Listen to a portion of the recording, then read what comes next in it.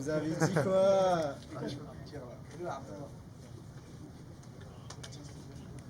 Comment ça se passe pour les questions, s'il vous plaît? C'est aléatoire. C'est aléatoire? Ouais. Tout le monde en même temps et tu arrêtes quand tu veux. Et il se rapproche du On va micro. faire 5-10 minutes, les gars. Ok. Ouais, Non, ça vous va? tu peux te rapprocher. Ouais, devant le micro, devant le micro. Voilà, merci. Qui veut commencer, s'il vous plaît? Levez la main. Ouais. Ok. Tu peux annoncer ton Ouais, métier, s'il te plaît. Cédric Tom pour Stade Perform. Sur les images, on pense plutôt que c'est une écharde. Est-ce que tu as pu voir ce que tu avais dans le pied de... Ouais, c'est une écharde. Finalement, c'était une écharde, c'était pas un bout de verre. C'était très marron, donc ouais, c'était un bout de bois, je pense. Et est-ce que tu trouves ça logique qu'il y ait ça dans l'octogone? C'est assez bizarre. Hein. En fait, je vois déjà les mêmes de moi sur Twitter en train de dire j'ai perdu à cause d'une écharpe. Mais non, oui, ça arrive, tu vois. Il y a des gens qui montent avec leur basket, donc c'est la faute à personne, ça arrive. C'est normal qu'il y ait une écharpe. C'est comme ça, qu'est-ce que je te dis? Tu peux pas dire c'est la faute à ceux qui ont mis leurs chaussures. Donc je trouve ça normal, oui. Tu peux annoncer le média, vas-y. Shems pour le média Le Parcours. Moi, je trouve ça assez bizarre personnellement qu'ils aient arrêté le combat sur ça, parce que quand il y a des ouvertures durant un combat, Ouais. le médecin il entre, il vérifie s'il y a quelque chose, et après le combat il peut reprendre. Est-ce que toi tu trouves ça normal? Qu'est-ce que tu as dit en fait à Marc Godard tout simplement? En fait, de mon expérience de combattant en kickboxing, Ouais. il est vrai que tu ne peux pas décider toi-même d'arrêter le combat. Vous vous souvenez tous de ce qui s'est passé avec Arut Grigorian contre Murtagorian, où il se retourne et il se prend un KO. Ouais. Ce qui, bon, en tant qu'homme, ça se fait pas, mais il n'a pas respecté les règles lui non plus. Il se retourne et tu ne peux pas décider toi-même d'arrêter le combat. Du coup, je me tourne vers l'arbitre parce que je sens qu'il y a un truc qui me vient de ouf sur l'orteil. Il me dit, tu peux pas arrêter. Je me dis, wow, ok, bah, du coup, je continue. Je sens que ça me gêne, mais je peux pas arrêter, donc j'arrête pas. Du coup, Baki me voit, il voit que je suis gêné, tu vois. Je lui dis, ça me gêne de ouf. Du coup, Baki, il se retourne vers l'arbitre et en disant, bah, enlève-le, il regarde l'arbitre. Et moi, je regarde aussi l'arbitre et l'arbitre arrête. J'ai rien compris. En fait, ce que je lui ai dit, parce qu'il me répétait, you can't stop the fight. Je lui ai dit, I understand. J'ai compris, je peux pas arrêter le combat. You told me that once, tu me l'as dit une fois, j'ai continué.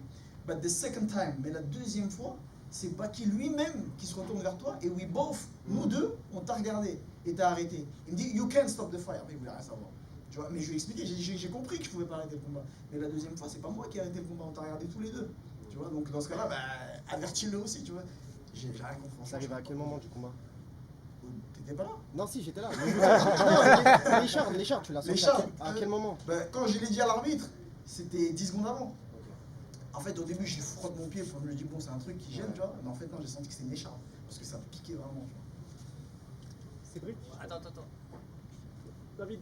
Ouais, alors, attends. Ici David. Yes, Ilyes, vas-y. Cédric. il est trop grand. Petit Ilyes. Je te croyais Salut plus Cédric, grand. ça va, tu vas bien? C'est peut-être une bête question que je vais te poser, mais est-ce qu'une revanche immédiate était prévue automatiquement dans le contrat en cas de défaite ou pas? Non, on n'avait pas signé pour une revanche immédiate. On n'avait pas prévu ça, non. J'imagine que c'est ta volonté quand même d'obtenir un rematch. Bah, il n'y a pas eu de combat, tu vois, de un, le public il a envie de le voir, je pense que vous aussi, je sais pas, vous avez envie de voir un combat entier. Et de deux, c'est frustrant pour lui comme pour moi. Pour moi, parce que, entre guillemets, bah, c'est une défaite. Pour lui, parce que c'est pas une vraie victoire. Tu vois, parce qu'il va dire j'ai gagné, enfin même lui, je pense qu'il ne dira pas, le connaissant, il ne dira pas j'ai gagné. Mais les gens vont lui dire, ouais, tu vois, vous voyez déjà comment ça va se passer sur les réseaux. Donc il faut un vrai combat. Au mois de mai, ils ont booké la salle, donc j'espère que ça sera au mois de mai. Pourquoi pas. Bellator, du coup. Juste Leïla pour le Bellator. Je sais pas. Ouais, c'est Bellator. Ah ouais, je sais pas. Oui, mais Bellator fait les gars. C'est pareil, même maison. C'est pas grave. Leïla.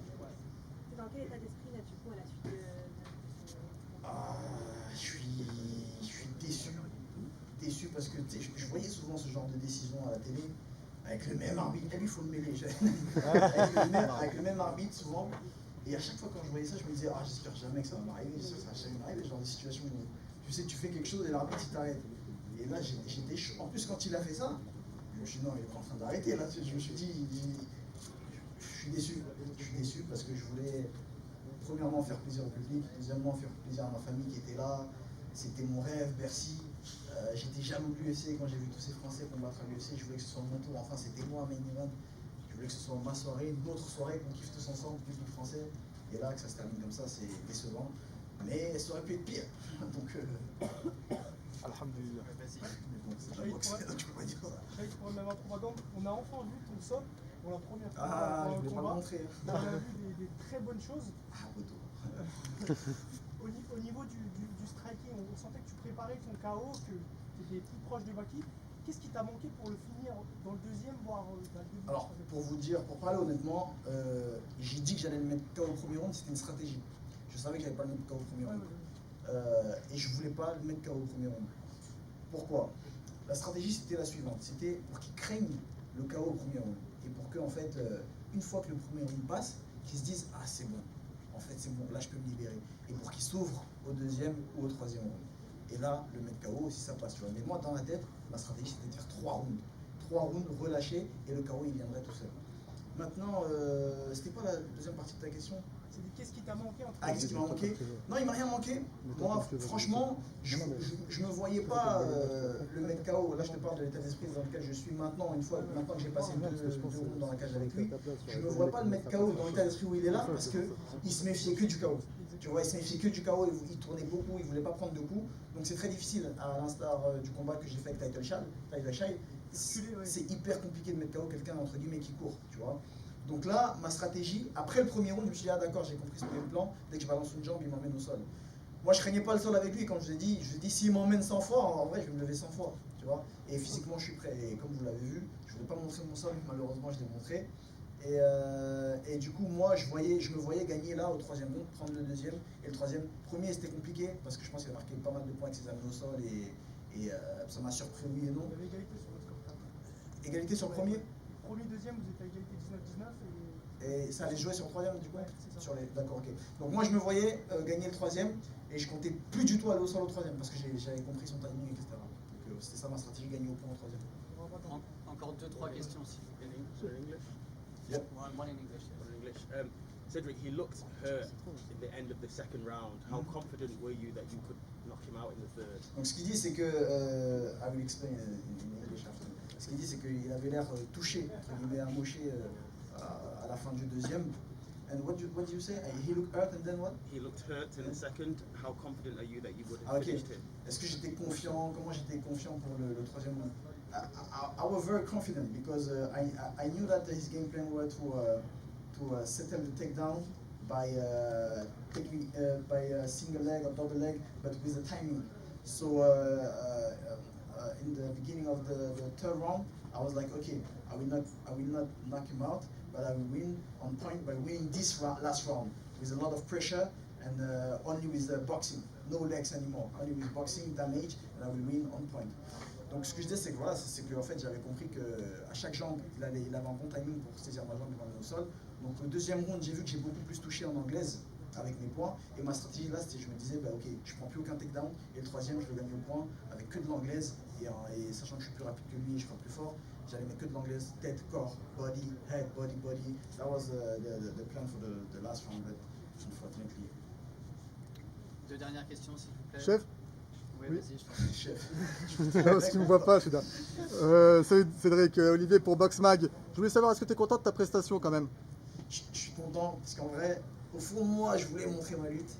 Mais au fond de moi, je voulais pas montrer pour que les gens continuent à spéculer.